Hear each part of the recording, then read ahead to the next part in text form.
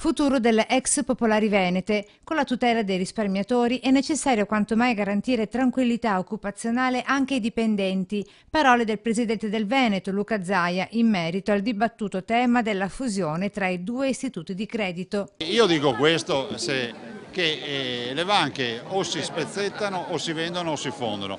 Chi a priori scarta la fusione vuol dire che ha deciso di spezzettarle o di venderle. Ma se tu spezzetti o vendere, io vorrei capire chi dà tranquillità ai lavoratori. Anch'io ho il pensiero dei lavoratori, però voglio anche ricordare che a livello nazionale in questo momento si mettono in discussione 150.000 posti di lavoro nel sistema bancario. Valutare fino in fondo l'ipotesi della fusione anche in vista della salvaguardia dei posti di lavoro, continua Zaia. Dobbiamo anche, comunque, prima di dire no alla fusione, dobbiamo averla analizzata fino in fondo. Quindi, poi chi a priori è contro, ripeto, vuol dire che è per spezzettare queste banche o per venderle. E chi compra o compra pezzi di banche di sicuro ha meno attenzione nei confronti dei lavoratori. Altro aspetto, aggiunge sempre Zaia, che i veneti possano continuare a interfacciarsi con una banca del territorio. La necessità che il Veneto mantenga un istituto di credito di riferimento. Infine, la questione immigrati. Inutile che questo governo continui a parlare di emergenza senza predisporre adeguati piani di intervento internazionale, conclude Luca Zaia,